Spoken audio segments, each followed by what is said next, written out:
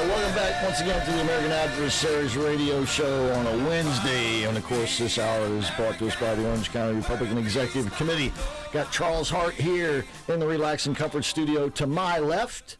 I'm the one with the red cap, Christopher Hart. Mike McBath has got the blue shirt. He is sitting next to Scotty Moore, who's sporting a suit and tie and looking professional. And profiling. He always looks good. Always does. That's right. Man.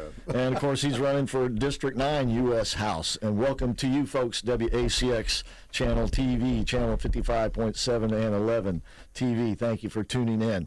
Okay, and behind Charles and myself on the bridge is Jeff Sinnis. So I want to get to you in just a second, Scotty, but Charles is just getting ready to give us some interesting numbers, and I want to see if they jive with what you're feeling and seeing out there. Go ahead, Charles. Well, these are more national for Senate. A friend of mine just sent them to me. Okay. In Florida, we're up by 10. Yep. North Carolina, Florida, we're up by 10. North Carolina, we're up by 7.4. These are points. Right. Ohio, we're up by 8. Wisconsin, we're up by 6.9. Now, wait a minute. Are you saying Senate race that in Ohio, J.D. Vance is up by 8 points? Mm-hmm. Okay, go ahead. Yeah. Sorry, go ahead. Yeah. Wisconsin, we're up by 6.9. Georgia, Walker's up by 1.1.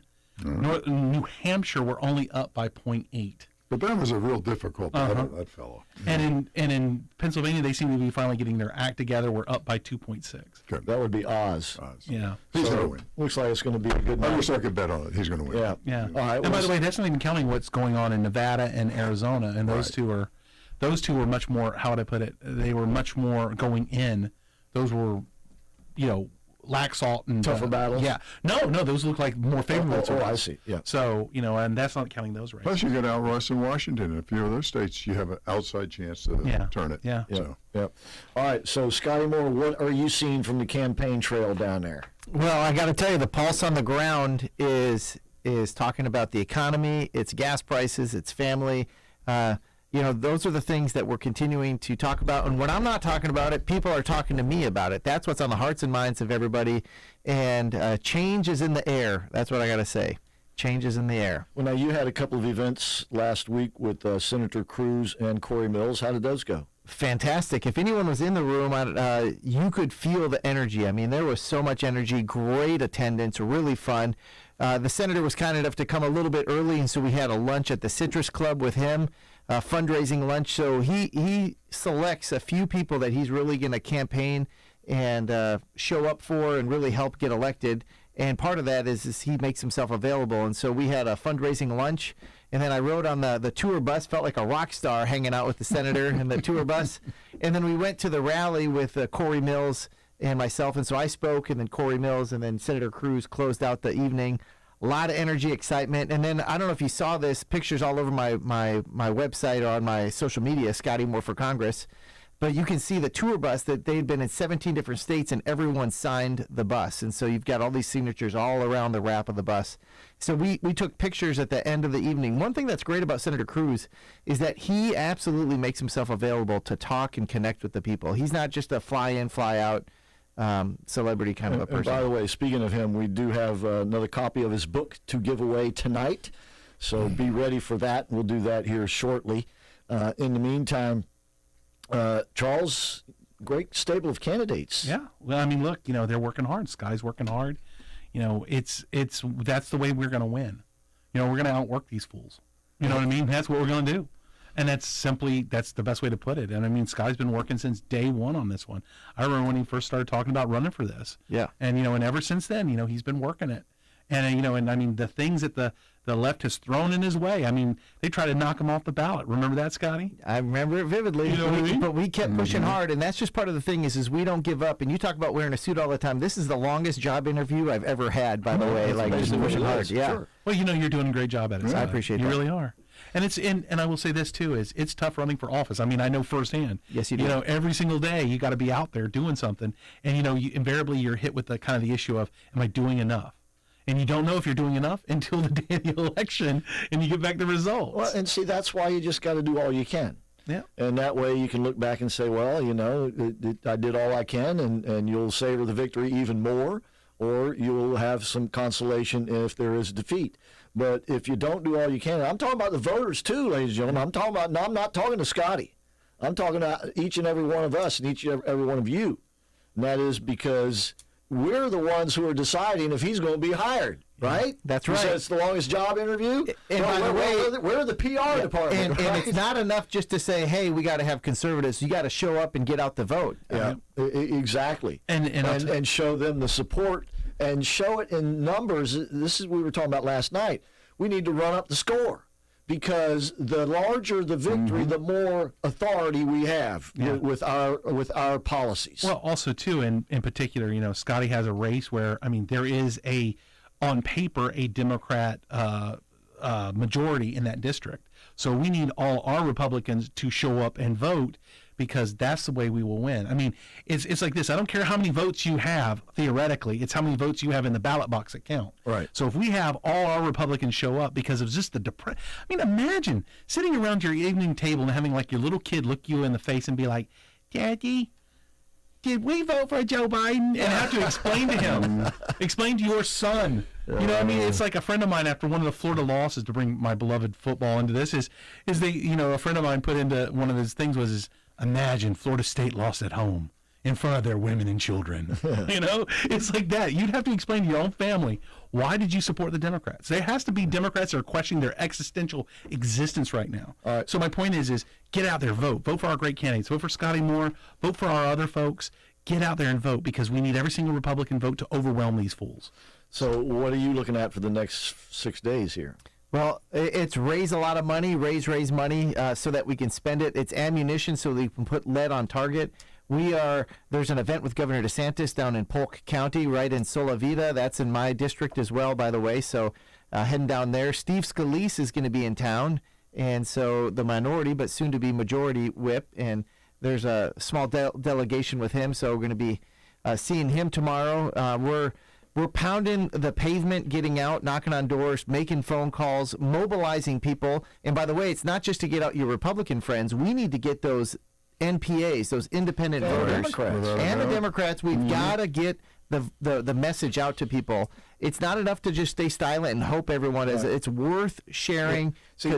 When I say this is a grand opportunity, it's not just maybe I haven't been clear enough. It's not just a grand opportunity in the sense that we get out in mass amongst ourselves, but it's also a grand opportunity to reach out to others who may not have been so open to hearing conservatives before, and then they look around now and they see the world as it is now, they might be a little bit more open-minded. So you're right. You need to reach out to NPAs. You need to reach out to any Democrats who might be, wavering, shall we say, with their party.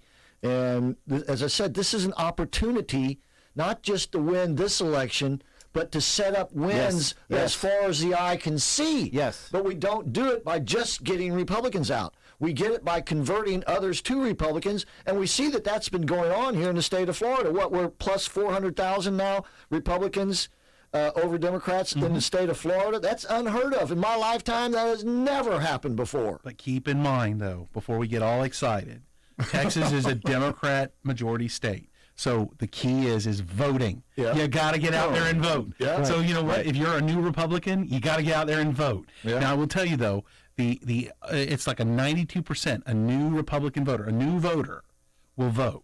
But still, you got to get out there and vote, people. If you don't vote, you're not voting your values. And if you don't vote your values, guess what you're doing? You're just electing Democrats. Right. Scott, is there anything that makes you feel uncomfortable out there with your Democratic opponent, in the sense of possibly cheating or things of that nature? Well, that stuff we can't control as much as we're getting people out who are poll watching, and we need to do that. If you haven't signed up or if you're not, we got to make sure that we have souls to the polls, but also we're holding them accountable. But the way that we overcome that is with just sheer volume, massive shock and awe. numbers. Yep. Just bring it over so that, and that's what we saw with 2016. Yep. There was just so much turnout. And what you were saying earlier, Christopher, about how there are moments that happen in our nation that really define our nation. This is a moment that we're experiencing right now, and it's not enough just to kind of be a personal moment. It's a nationwide moment. Yeah. For example, Orange County has a moment where Val Demings has given up a spot. This is an open seat. This is a time where we need to capitalize on that, because if there comes an incumbent in here with all that money and energy and stuff, it'll be hard to win back. We need to capitalize on that moment. Right now, defeating Darren Soto, who's weak, no-show Soto, this is a moment. We have got to do that. We need your help. Turn out the vote. Yeah, we can turn this whole I-4 corridor here in Central Florida from blue to red. That's right. By taking District 9, that is Scotty's, and then, of course, District 10 with Calvin Wimbish, and then District 7 with Corey Mills. It's doable. And as I said, if we get out into numbers like Charles is talking about, and then it makes it much more mathematically possible to win without having to win a massive number of independents. But in any rate, we have to get out and do this. And as I said, this is going to be an exciting moment. Just look at what just happened in Israel. And we can do that here. Yes. And have Trump and Netanyahu back in power again. And then perhaps the world can settle down. They're talking now about another war. This one in the Middle East between Iran and Saudi Arabia. Yeah, they were mentioning that yesterday on the oil issue that Iran was thinking of knocking out their infrastructure and energy to mess up the entire world. Yeah, So this is what we face. Well, frankly, though, anybody but Biden. Yeah. Anybody but Biden. Did you see what happened in Brazil? Okay. They Followed turned it over very it. closely. Got family in Brazil. I mean, like we've been is. watching it very closely. Oh, yeah. And there was a massive protest down there because the people believe the election was stolen. And it was a very close race down there. I believe they use machines down there. 100% machines, by the way. Yeah. 100%. There's no, and they tried to get a little receipt out there to have a paper proof, and it was rejected because they didn't want to have any of that. Very dangerous. Very dangerous. Yeah. And by the way, you can at least in part thank us here in Florida for the use of machines here in the United States because of the Chad nonsense back in 2020, 2000. Exactly. 2000. Yeah. Yeah. Oh, yeah, we'll go to electronic voting. It'll be much easier and safer. And, oh, yeah. No, I'm sorry, not. Anyway, I was going to ask you, you know the significance of this election because of what's getting ready to happen this evening with Mr. Biden in Washington, D.C. He's going to give another doomsday speech, basically. You can't let these radical Republicans and MAGA neo-Nazis take over this country.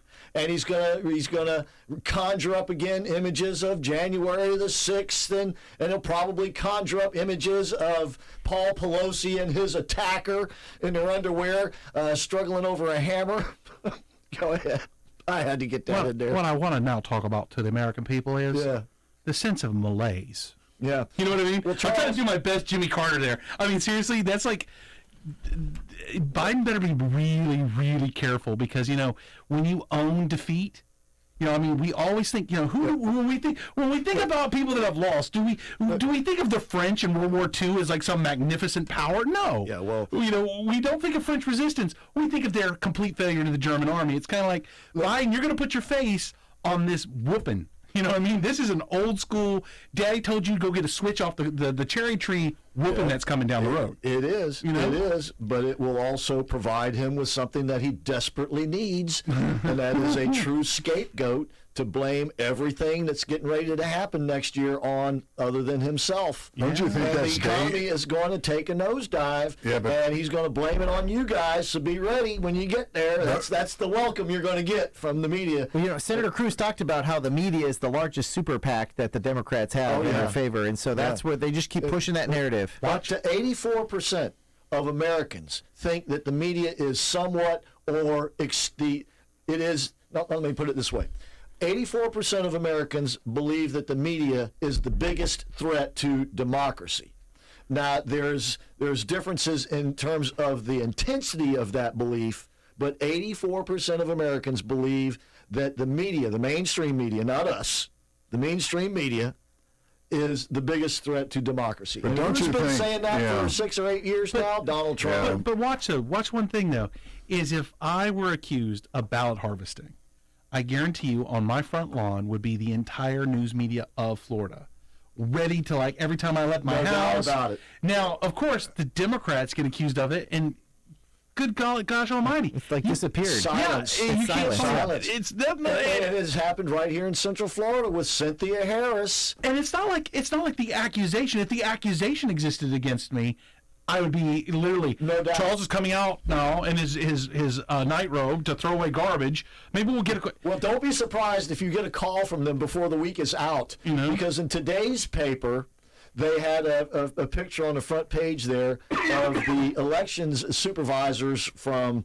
let's see, it was Orange, Seminole, Lake, and Volusia County, talking about how people were talking down about our election system and stuff like that. And in that sense, they're worried about people like us suppressing the vote. Now, what have we been talking about all night long?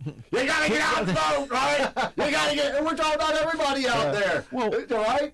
I even want Democrats to get out and vote. But don't you think, with Biden speaking tonight and his very negative, anti-MAGA, that this is very dangerous? He talks about dangerous because these people are going to be awful upset when they get absolutely waxed next Tuesday, and they're going to bring this back into their mind. They're going to think of every evil thing that he reinforces along with these other people. I think he's really crossed the Rubicon on that. Two things. I wonder one thing, that this would, it won't happen. This will not happen.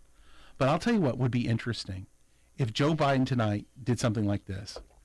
Remember the throwaway line in, like, it was a 1964 speech, I want to say, with Lyndon Johnson. No, 1968 speech with Lyndon Johnson, and he goes, and in conclusion, in order to devote my entire time to bringing a war in South Vietnam to an end, I am not running for president. Yeah. What if Biden tonight on national television says, I'm taking responsibility for all the problems in our economy right now.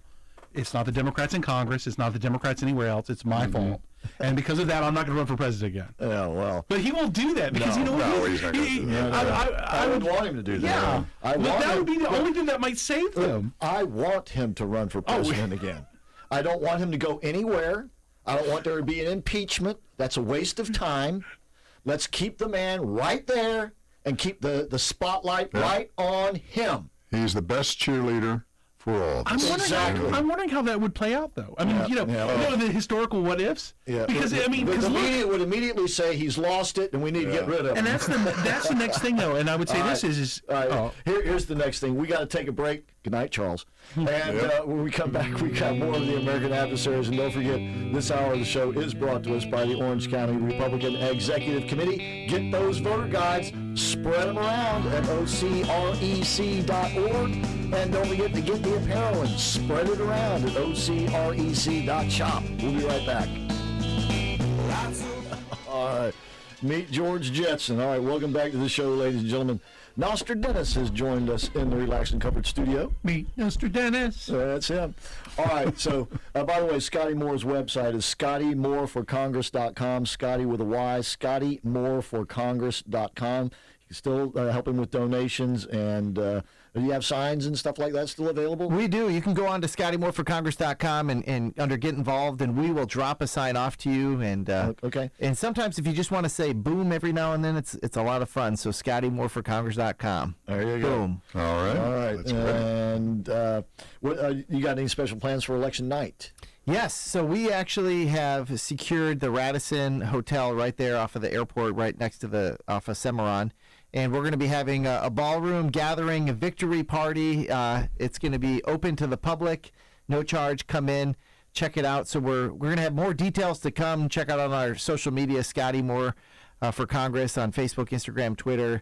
We're going to be pumping out some notices there, and so we're working on that. I envision, see if it works out. I envision a big screen, 2 different local and national news playing, so we can keep up with what's happening in Georgia and Pennsylvania and Ohio.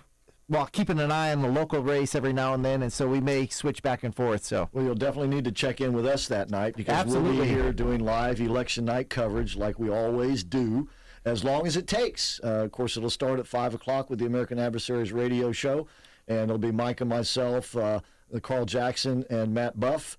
And then at 7 o'clock, we'll bring in others from the American Adversaries team, Pierce Outlaw, Rick Brown. Nostradamus, are you going to be with us election night? I'll try. All right.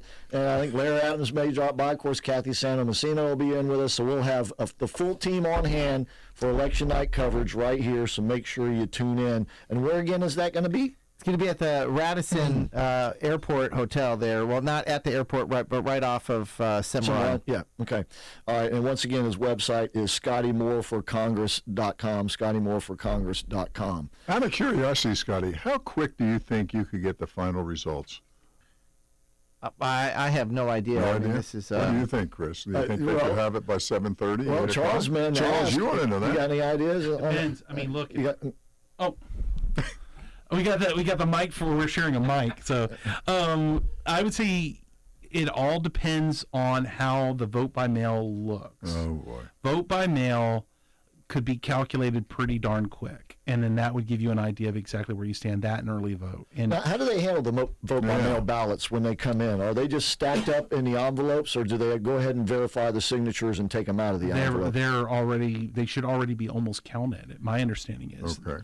But they don't know the results, but they've already stripped them out of the envelopes, put them in the cages, and so that they're ready to go. So I have a correction. I just looked at it's Renaissance. I just was the Renaissance right there off of the Cimarron right there, Orlando Airport. Okay, that's going to be Tuesday night for. Check out the social media. We'll have information and everything on there. So. All right. Okay. So that would be on election night. And you, what's ARCREC doing on election night? Well, we have our own party. We're going to be at the Rosen Plaza Hotel and the 3-9 Club, and again, same thing. We're going to have big screen television and multiple televisions around and open to the public. Open to the public, but we obviously want the people that have worked the campaigns. We really want them to come out, and the candidates are welcome. So we'd love to see our candidates. In fact, we're doing this really for our candidates, so they don't have to do.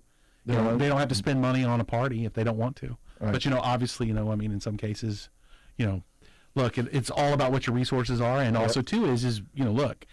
When you're running for office, it's a big deal. It's you really, if you meet somebody that's running for office right now, give them a howdy hi. You know what I mean? Because it's a tough thing, and it's not easy. And more importantly than that is show them some love, show them some respect. Yeah, show them. They're fighting for our republic. And show them your vote. Yep. Yeah, Please show the vote. And show them your vote in a big way. And so that's, you said Rosen Plaza. Of course, that's I Drive. Okay. Yeah, 9700 International Drive. Okay. So there'll be a number of events that'll be going on that night, and Charles will be checking in with us on election night too. So once again, we'll not only have people in studio, but we'll have people out and about at these locations around town.